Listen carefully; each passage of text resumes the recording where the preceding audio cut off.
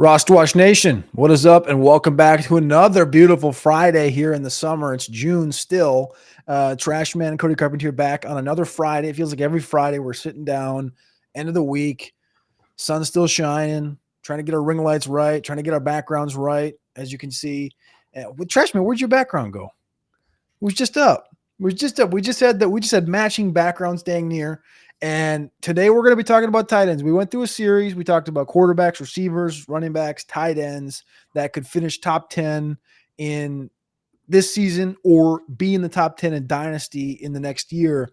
And now we're going to be talking about some breakouts, some like 30-year projections, maybe not breakouts, but 30-year projections, third year, where this guy sits. So we're looking through the 2023 draft class right now. And I went back and looked at the 2022 draft class a little bit to kind of see some guys' names like Trey McBride, Chiga Okonkwo, Cade Otton. I didn't realize he had 10 touchdowns through his first 3 seasons. But we want to talk about this 2023 class and who can take that next step forward. Trash Man, how the hell are you doing?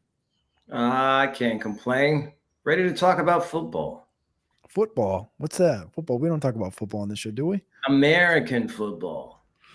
American football. I've seen a lot of European football in my timeline. I don't really know much about it, but I've seen some of it. I don't know if you watch any European football. I mean, are we talking about soccer at this point? I'm not really sure. I think so. Yeah. I think so.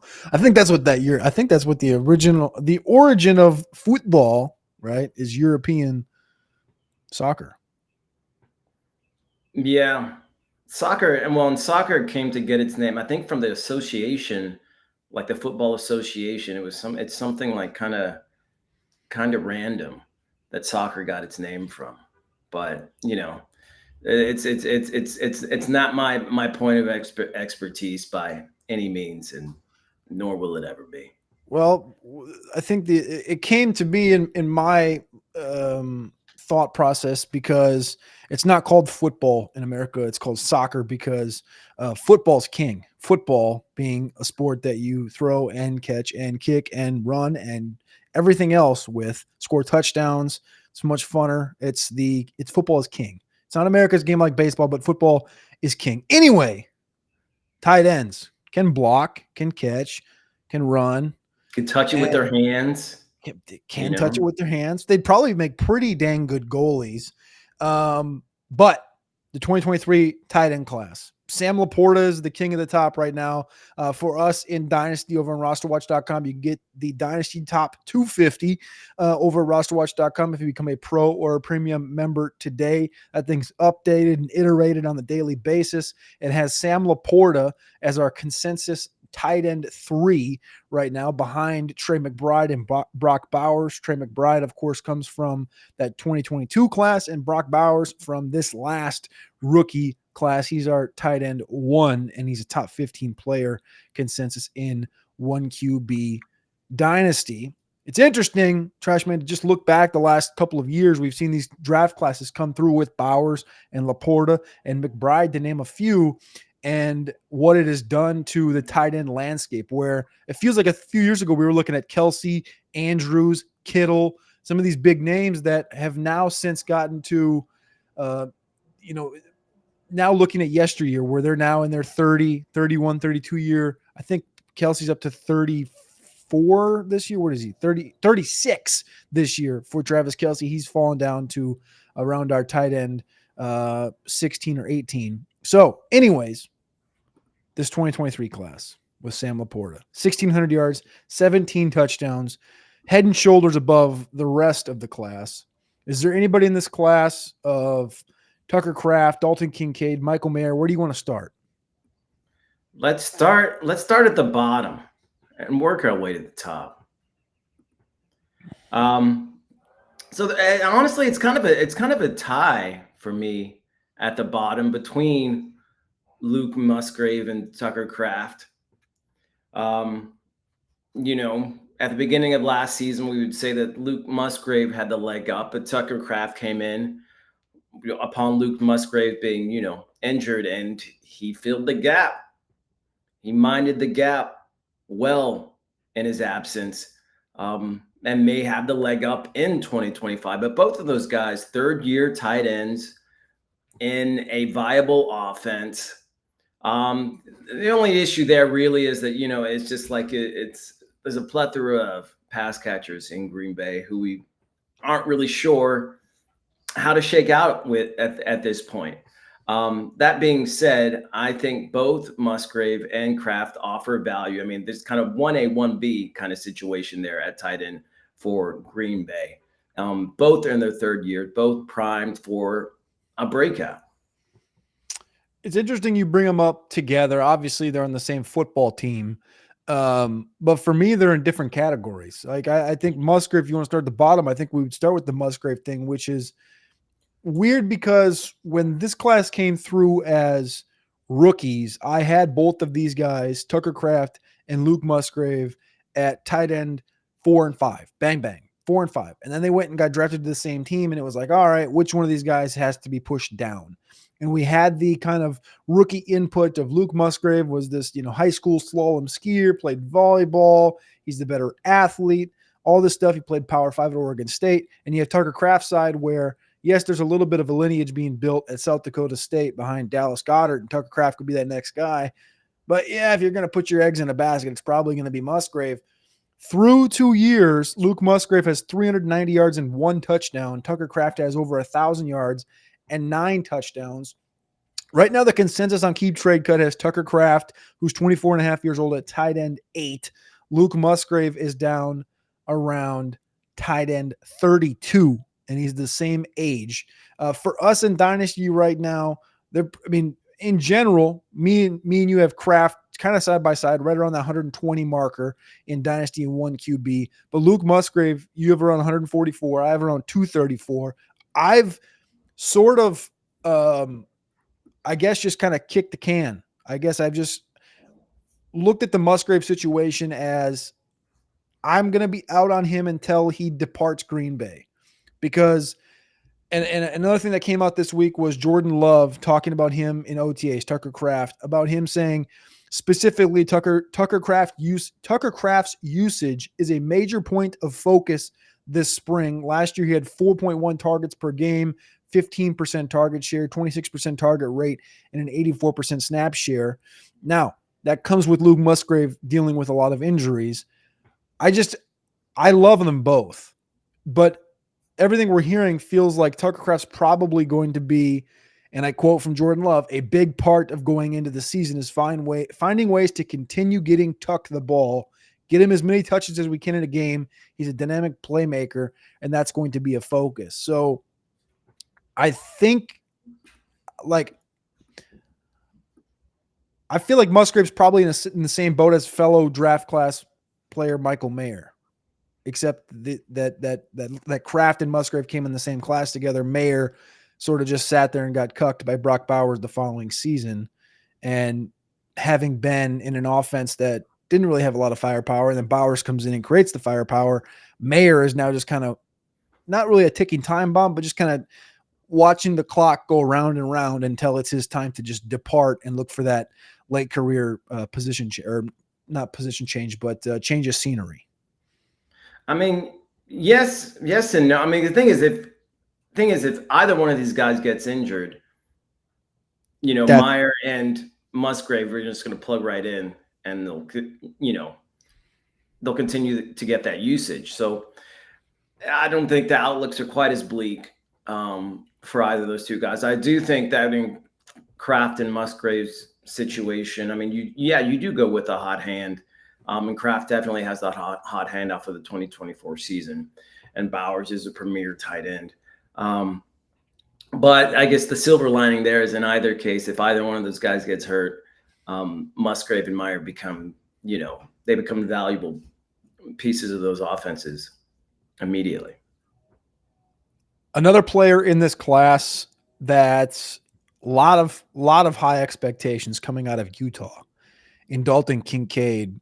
Have him back to back with Tucker Kraft in Dynasty is tight end 11, Dalton Kincaid, who you have at 102. I have at 114. You're a little bit higher on Kincaid than I am. I still like Kincaid. I'm nervous about the whole situation. I hear all this crap about Keon Coleman, me liking Keon Coleman, because it's Buffalo and because well, they're not going to throw the ball to Keon Coleman. Keon Coleman's not good, but it's like there's Khalil Shakir there and Josh Palmer and Elijah Moore. And it's like, that's not really that much that we're talking about competing with. Dalton Kincaid has 1,100 yards and 4 touchdowns. I did forget to mention Dawson Knox, who I guess got a big contract a year ago, 4 years. I think it was like $64 million. But Dalton Kincaid's there with just 4 touchdowns and 1,100 yards, just merely yards ahead of Tucker Kraft. And I think we could qualify Kincaid having been like, he's going into that third year. This kind of feels like a make or break situation. If you look at the class behind him, now, again, he's on better pace than that class behind him. Chiga Okonkwo, 1,400 yards, 6 touchdowns. Jake Ferguson, 1,400 yards, 7 touchdowns. Isaiah Likely, 1,200 yards, 14 touchdowns through 3 seasons. Kincaid has 1,100 yards and 4 touchdowns entering his 3rd season. Do you still see life for Dalton Kincaid where it can continue to kind of grow up the dynasty rankings? Because right now he's looking up at the names like we just talked about, Sam Laporta, McBride, Bowers, of course, at the top. But then you have rookies that have entered the conversation and, Colston Loveland, Tyler Warren, things of this nature. Like, is there still room for Kincaid to put himself back in that conversation? Absolutely. I mean, one, he's on a pass-heavy offense with Josh Allen, who is arguably, one of the best quarterbacks in the league. Stephen Diggs is gone. Kincaid has a 2.12 yards per route run in 2024, which is in the tops amongst tight ends in 2024. I mean, they haven't added premier wide receiver 1 in that offense. And I think with the team lacking a clear number 1 receiver, with the yards per route run, with his athletic ability, I mean, and with the Bills kind of seemingly wanting to ape what the Chiefs do step by step. The Chiefs have marquee tight end, the kind of role makers at the wide receiver position, or at least historically, the past few years. And I think the Bills are kind of going in the same direction. So, yeah, I definitely see breakout potential for Kincaid in his 3rd year. Are there any other tight ends you want to talk about in this class? Yeah, I mean, we haven't talked about Brenton Strange, who, I mean, some would say is a sleeper. He just, hasn't had really a breakout season. He doesn't have that name recognition that some of these other guys have. But no more Evan Ingram, no more Gabe Davis. Limited role in 2024, 40 passes, 411 yards, 2 touchdowns, but 18.1 target rate per route run without Ingram on the field. Those are tight end 1 kind of numbers. We have to expect the Jaguars to improve this season. We're expecting the Jaguars to improve this season. We're expecting Trevor Lawrence to improve this season. And if we expect all those things, then the rising tide lifts all ships, and Brenton Strange is in that base. So there's definitely room for Strange to improve in his 3rd year under Doug Peterson. I can admit that I maybe pushed Musgrave down the rankings a little bit much, because I think talking about him, I think this is why I love doing shows, especially with you, because we can join on these dynasty rankings, but we don't really talk about the dynasty rankings unless we're on the show talking about the dynasty rankings. So I think I've moved Luke Musgrave down a bit much. But funny enough, and almost equally, we have the exact opposite situation with Brenton Strange. So I have Musgrave at 234. You have Musgrave at 144. I have Strange at 160, and you have Strange at 237. So we're kind of like flip-flopped, where I have one super high, you have one super low, and then kind of the inverse. Yeah, I just need to adjust Brenton Strange. No, I know. I'm just saying, like, in context of this, I think I need to come up towards you with Musgrave, and I kind of feel like we both need to move Strange up, because Strange has 446 yards, 3 touchdowns, Musgrave 392 and 1 touchdown. Now we're not just going stat based here. When we do look at keep trade cut, Strange is dynasty tight end 20 in at keep trade cut. We have him at tight end 29. And the situation in Jacksonville right now, I know that the injury hiccup thing that happened on Tuesday or Wednesday with Brian Thomas was nothing serious, but the thought of that, if anybody goes down in that Jacksonville passing offense, even if nobody goes down, I mean, he had 53 targets last year, 40 receptions, 411 yards. Like, he didn't have that big breakout, that big step forward, but kind of like we saw from Isaiah Likely this year, where, there's more weaponry, I think, in that Baltimore passing game.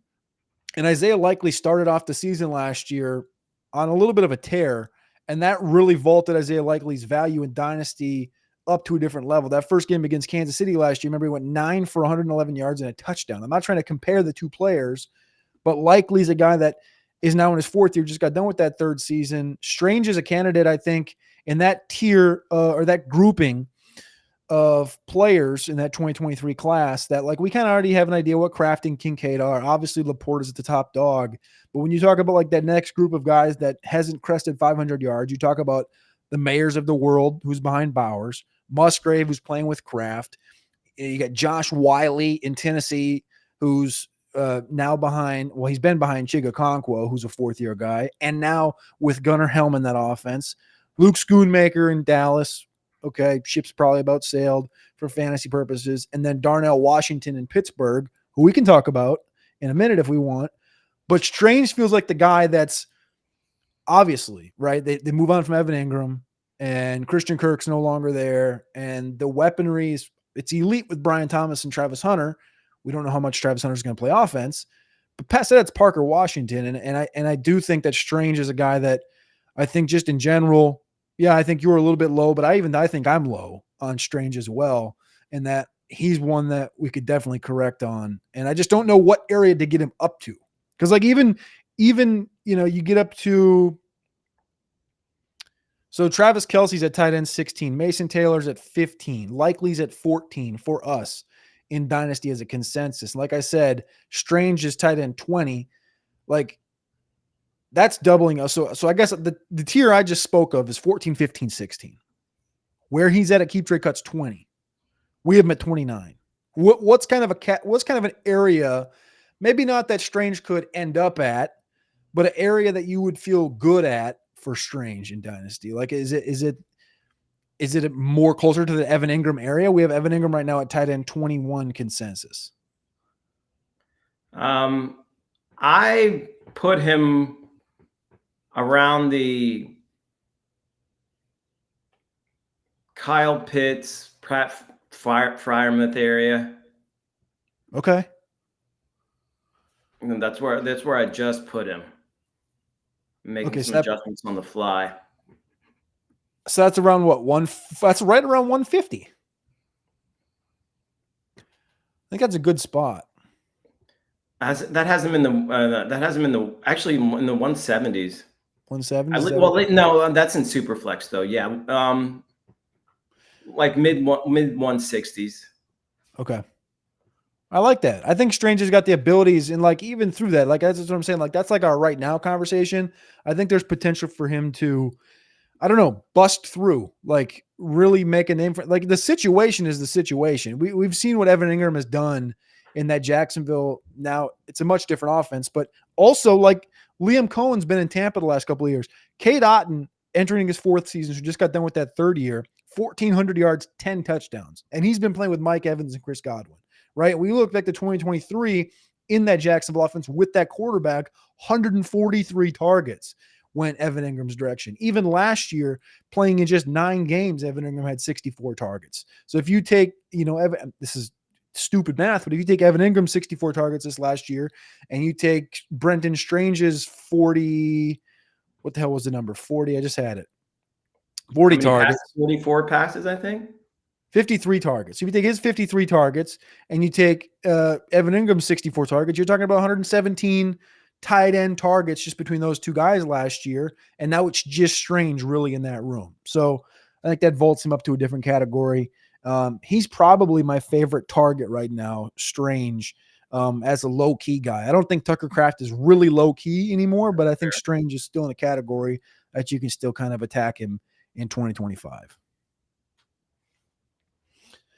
One more before we get out, just because I want to bring him up and because he's a big donkey and because we had a comment from new quarterback Aaron Rodgers in Pittsburgh. Mm-hmm. Pat Freiermuth is there. I love Pat Freiermuth. I mean, he doesn't exactly not give his us third year, is it? No, I know. I'm not talking about Pat. I'm going to get to it's more about Darnell, but Pat Freiermuth is there, but he hasn't exactly fulfilled the prophecy of Pat Freiermuth of kind of becoming that, I don't really know what the prophecy of him was, but it was in my mind potentially like a TJ Hawkinson type situation if he could get there. He hasn't got there. I'm not sure he will. The quote from Aaron Rodgers on Wednesday about Darnell Washington was, and I quote, comparing him to Mercedes Lewis in Green Bay. Darnell gets high praise from Aaron Rodgers when Aaron Rodgers talked about how new Steelers tight end Darnell Washington, he doesn't hesitate to drop a familiar name, Mercedes Lewis. The comparison raised some eyebrows, but for those who have followed both players, it makes perfect sense. Rodgers loves Mercedes Lewis. Trash man. Loved him, right? But the problem with Mercedes Lewis, if you go back to the Green Bay days, Mercedes Lewis had a 10-touchdown season in Jacksonville. But if you go back to the Green Bay days, in 5 seasons in Green Bay, 5 total seasons, Mercedes Lewis played 81 games. He had 57 catches. He also had 6 touchdowns in 81 games. Never crested more than 215 yards, never crested more than 25 catches, and never caught more than 3 touchdowns. High praise or not, all that is an annoying player in fantasy football that is taking away touchdowns from DK Metcalf and Caleb Johnson and Pat Freiermuth. Darnell Washington as a prospect, 6'7", 264. I think as a high schooler, he was a 5-star prospect. He was, looked at as this next thing because he was so massive at Georgia. Any chance in hell Darnell Washington takes a real step forward and bites into that Pat Freiermuth kind of workload. We have heard some Jonnu Smith stuff. Is Darnell Washington going to do anything? He's 23.8 years old still. I mean, he could. I mean, there definitely is a shortage of dominant pass catchers in that offense. I mean, we talked about Calvin Austin the other day and his role as a second receiver in that offense, which will maybe be the case. And we need to move Calvin Austin up in the rankings. That being noted. Washington offers a red zone target, a red zone presence, a dominant presence. That could rival Metcalf, just as far as them being potential, lightning post in the end zone. So there's definitely a chance there. I think he'll be largely touchdown dependent, and we hate that in fantasy. But I mean, with Aaron Rodgers under center, and if Aaron Rodgers starts to get his pull, his shift his weight around there, anything's possible. Yeah, even Mercedes Lewis could come out of retirement. That could probably. I'm just kidding. Okay. That's not gonna happen. Here's the question. Randall Cobb could end up taking Calvin Austin's place. Let's go out on this. Darnell Washington, Calvin Austin, 1v1, 6'7" versus 5'7". Who catches more touchdowns in 2025? Oh, it's got to be Calvin Austin.